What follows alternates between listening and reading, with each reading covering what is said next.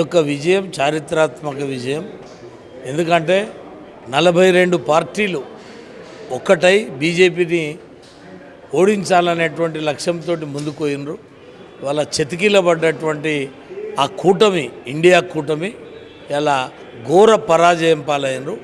ఏదైతే జార్ఖండ్లో వచ్చినటువంటి ప్రభుత్వం కాంగ్రెస్ పార్టీ ప్రభుత్వం కాదు, అక్కడ ఉన్నటువంటి ప్రాంతీయ పార్టీ, అక్కడ ఉన్నటువంటి ప్రాంతీయ సమస్యలు, కన్నటువంటి నక్సల్ సమస్యలు, ఇవన్నీ కూడా కొంత మాకు ఇబ్బందికరమైనటువంటి పరిస్థితులలో స్వల్ప మేము ఆధిక్యాన్ని కోల్పోవడం జరిగింది. మహారాష్ట్ర తీర్పు ప్రపంచమంతా చూసినటువంటి ఎన్నికలు. భారతదేశ ప్రజలందరూ కూడా మహారాష్ట్రలో బీజేపీ గెలవాలని 100% ప్రజలు కోరుకుంటారు. ఎందుకంటే ఈ కాంగ్రెస్ పార్టీ కూటమి ఈ దేశ విచ్ఛిన్నానికి, ఈ దేశంలో మతోన్మాదాన్ని పెంచి పోషించడానికి, ఈ దేశంలో అవినీతిని పెంచి పోషించడానికి వాళ్ళకు సరైన బుద్ధి చెప్పారు మహారాష్ట్ర ప్రజలు. వాళ్ళ ఈ దేశంలో ఉన్నటువంటి ప్రతి హిందూ వాళ్ళకు రుణపడి ఉన్నారు. ఛత్రపతి శివాజీ మహారాజు యొక్క, బాల్ ఠాక్రే యొక్క ఆశయాలని ఇవాళ ఆ మహారాష్ట్ర ప్రజలు ప్రతిబింబజేశారు. నిజంగా బాల్ ఠాక్రే ఇట్లా జీవించి ఉంటే ఇలాంటి పుత్రుణ్ణి కన్నానా అని చెప్పి ఆయన తట్టుకోలేనటువంటి విధంగా ఇలా బాధపడుతుండే. శివసేన ఎంపీ సంజయ్ రౌత్ గారు ఆరోపణలు చేస్తున్నారు కదా, ఆదాని అమిత్ షా కోట్లు ఖర్చు పెట్టి గెలిచారు, ఈవీఎంల ట్యాంపరింగ్ ద్వారానే గెలిచారని అంటారు. మళ్ళీ ఇక్కడ జార్ఖండ్లో కాంగ్రెస్ పార్టీ గెలిచింది కదా, ఎట్లా చూడొచ్చు మరి? ఇప్పుడు ట్యాంపరింగ్ ద్వారానే గెలిచే అది ఉంటే తెలంగాణలో మేము ట్యాంపరింగ్ చేసుకోమా? ఢిల్లీలో ఆప్ ఎందుకు గెలుస్తుంది? మేము ట్యాంపరింగ్ చేసుకోమా? ఇలా జార్ఖండ్లో మేము ఓడిపోయినాం, ట్యాంపరింగ్ చేసుకోపోదామా? చిన్న రాష్ట్రం. ఇవన్నీ హక్కలేనోడు మాట్లాడే మాటలు, బుద్ధి లేని మాటలు ఇవి. దీన్ని ప్రజలు ఓడు అజ్జేయరు. ఆంధ్రలో కూడా బీజేపీ టీడీపీ గెలిస్తే ఇదే మాటలు మాట్లాడారు, ఆంధ్రలో కూడా ఇవే మాటలు మాట్లాడారు. కాబట్టి నేను ఒకటే చెప్తున్నా, ఓటమి చెందినప్పుడు ఒకలేక, గెలిచినప్పుడు ఒకలేక మాట్లాడే నైజం వాళ్ళకు ఉన్నది. మేము ఓడిపోయిన దాన్ని ఎప్పుడు కూడా ట్యాంపరింగ్ ద్వారా ఓడిపోయినాం అనలేదు. ఇలా దేశం మొత్తం మీద కూడా పార్లమెంట్ ఎన్నికలలో మాకు కొన్ని తక్కువ సీట్లు వచ్చినాయి, మేము కొన్ని తావలు ఓడిపోయినాం. కానీ మేము ట్యాంపరింగ్ ద్వారా ఓడిపోయినాం అనలే. అనేక కారణాల చేత ఓడిపోయినా ఉన్నాం.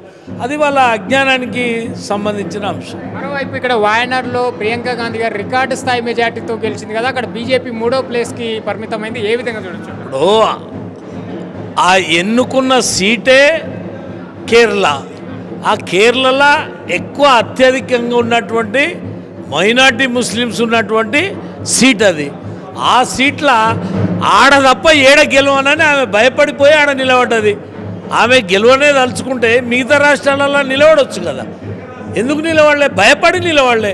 ఆడైతే సేఫ్ సైడ్ ఉంటుంది, ఆడ మైనార్టీలో ఓట్లు ఉంటాయి కాబట్టి ఎట్లనైనా గెలిపించుకుంటాం కాబట్టి, గెలుస్తాం కాబట్టి భయపడిపోయి ఆడ నిలబడి గెలిచింది తప్ప అదేదో అక్కడ గెలవని సీట్లో పోయి నిలబడి గెలిచింది కాదు.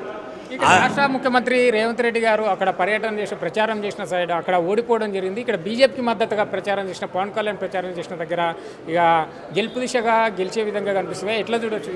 ధర్మం వైపు పవన్ కళ్యాణ్ గారు కష్టపడి ప్రచారం చేసిండు, అధర్మం వైపు ఎవరు వైపు ప్రచారం చేసినా గెలవరు. ప్రజల విశ్వాసం కోల్పోయిన పార్టీలు అవి. ఇక్కడ ఏదో కన్నులు అటపోయినట్టు, ఈ తెలంగాణ ప్రజలు నమ్మి నాన్న వస్తే పుచ్చిబుర్రలు అయినట్టు ఇక్కడ 6 హామీలని నమ్మిండ్రు. కానీ ఆ మహారాష్ట్ర ప్రజలు నమ్మలేదు. వాళ్ళ నమ్మకుండా వీళ్ళని వంగబెట్టి వాళ్ళని బండబెట్టిండ్రు. కాబట్టి అది వాళ్ళ ప్రజల యొక్క విజ్ఞత. ఇలా మనం ఇక్కడ సంవత్సరం దాటింది. ఈ ప్రజాపాలన అంటూ నయవంచన పాలన ఇది.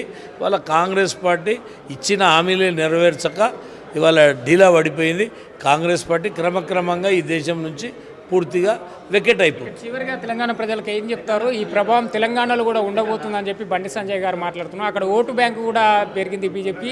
ఏం చెప్తారు తెలంగాణ ప్రజలు? వాస్తవంగా తెలంగాణ ప్రజలు గత ఎన్నికలప్పుడు బీజేపీ వైపే వేయాలని అనుకున్నారు. కొన్ని కారణాల వల్ల ఇక్కడ అనుకోని రీతిలో ఈ 6 గ్యారంటీలను నమ్మి ఓట్లేయడం వల్ల మాకు దెబ్బపడ్డది. ఆనాడు కవిత గారిని అరెస్టు చేయాలని మేము కూడా డిమాండ్ చేసినాం, మేము కూడా అడిగినాం.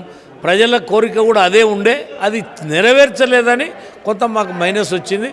తెలంగాణ ప్రజలకు మహారాష్ట్ర తీర్పు చాలా అనుకరిస్తుంది, చాలా ఈ విజయం మాకు లబ్ధి చేకూరుతుంది.